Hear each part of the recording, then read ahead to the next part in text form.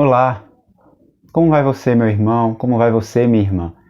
Estamos aqui de volta em mais um IBC no Lar e, como você já sabe, nas quartas-feiras estamos estudando o livro de Daniel, Permanecendo Fortes em um Mundo Hostil. Hoje nós vamos estudar o capítulo 5 do livro de Daniel, certo? Peço que você abra sua Bíblia, aí na sua casa, aí onde você estiver assistindo esse vídeo, você pode ler o capítulo todo.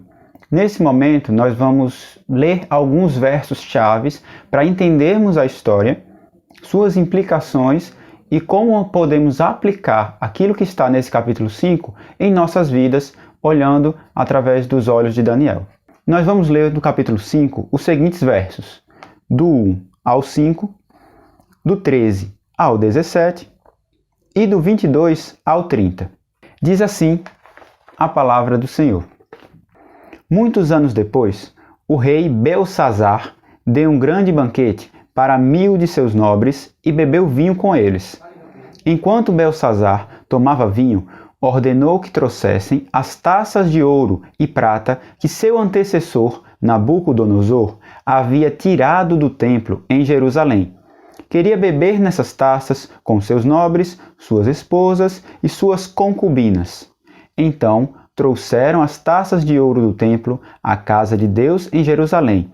E o rei e seus nobres, suas esposas e concubinas, beberam nelas. Enquanto tomavam vinho, louvavam seus ídolos, feitos de ouro, prata, bronze, ferro, madeira e pedra.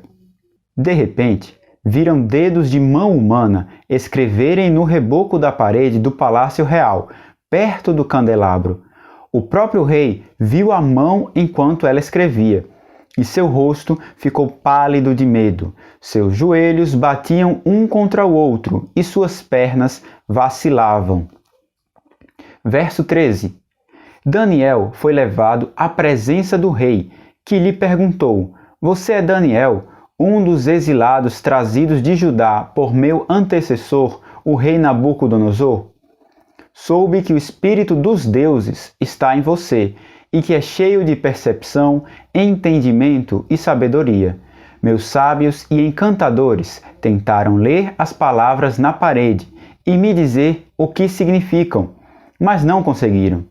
Soube que você é capaz de interpretar e resolver problemas difíceis. Se você conseguir ler as palavras e disser o que significam, será vestido com um manto vermelho e em seu pescoço será colocada uma corrente de ouro. Você se tornará o terceiro em importância em meu reino.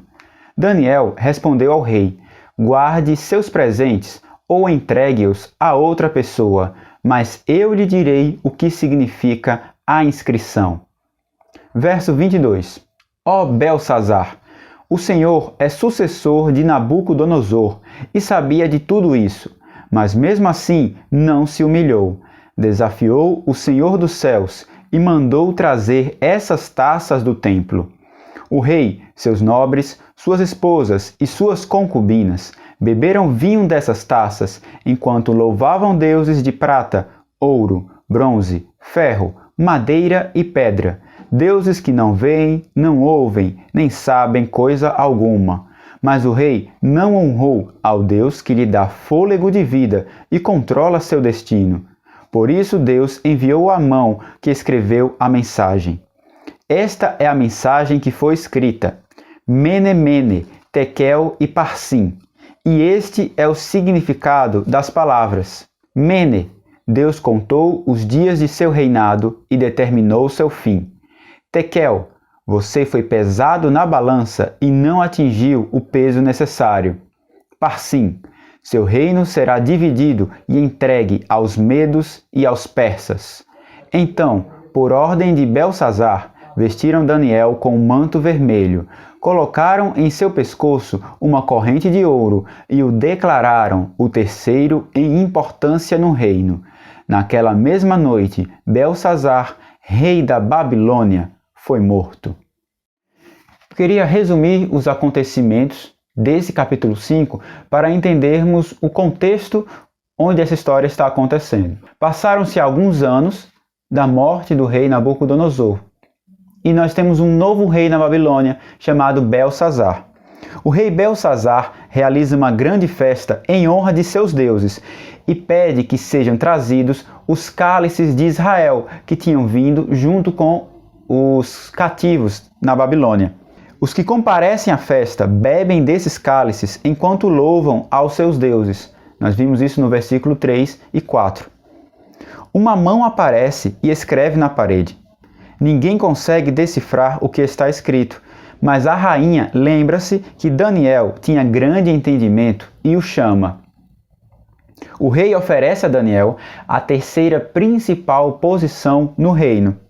Daniel recusa essa oferta, mas critica o rei por ele conhecer a história de Nabucodonosor, que nós acompanhamos dos capítulos 1 até o 4, e mesmo assim manter uma vida de orgulho e de adoração a falsos deuses. O profeta também afirma que a inscrição na parede significa que o rei havia sido pesado na balança e achado em falta. Portanto, o seu reino cairia. E, de fato, naquela mesma noite, Belsazar foi morto e o reino foi conquistado por Dario, o Medo. Nós vemos algumas características interessantes nesse texto. Uma das coisas que a gente consegue observar no texto é como o rei Belsazar, mesmo conhecendo a história de seu antecessor, ignora e, tomado pelo orgulho, resolve adorar seus próprios deuses, ainda fazendo chacota do povo de Israel.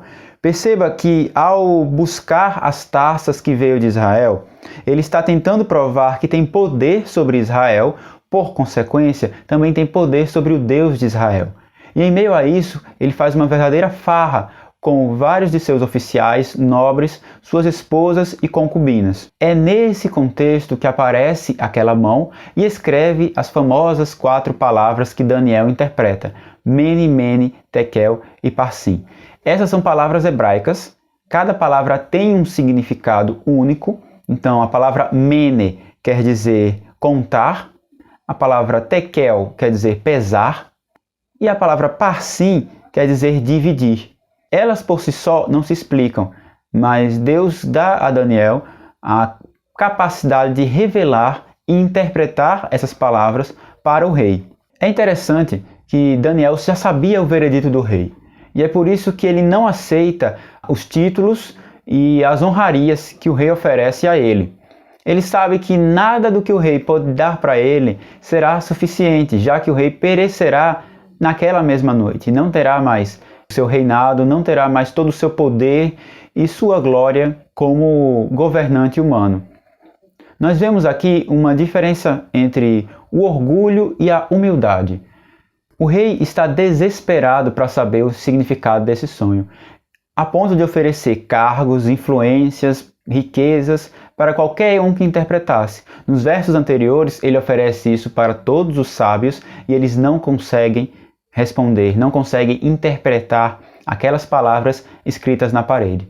Quando chega Daniel, ele faz a mesma oferta. Em meio ao desespero de saber aquilo, ele acha que tudo aquilo que é humano, que é material, que está à disposição dele, pode ser entregue em uma forma de barganha, em uma forma de troca, para recompensar aquele que oferecer a interpretação do texto. É muito fácil para nós pensarmos que podemos controlar Deus ou a nossa própria história. O nosso orgulho sempre está falando em nossos corações. Em Romanos 1:21, mostra que é natural que o coração humano não o glorifique como Deus, nem lhe dê graças. Precisamos ser honestos na forma como buscamos a Deus e como buscamos adorá-lo e servi-lo. Por muitas vezes fazemos isso apenas para encher o nosso próprio ego, apenas por um status ou uma influência, e não percebemos que colocamos nossos próprios deuses em primeiro lugar, para que Deus sirva a esses deuses e não o contrário.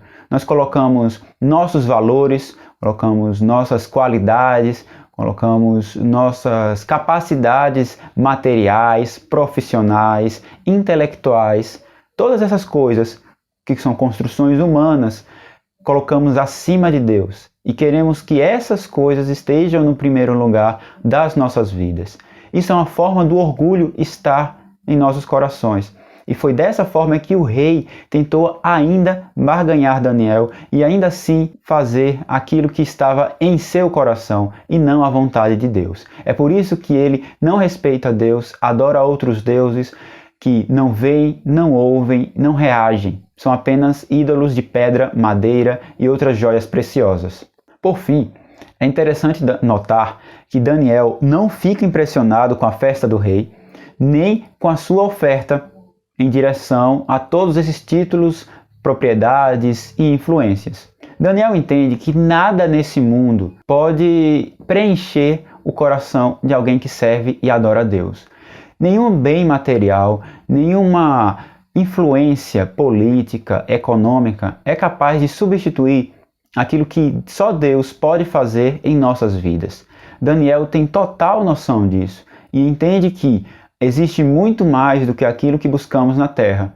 Trabalho é importante, reconhecimento pelos nossos feitos é importante, mas nada disso se compara com estar na presença do Senhor.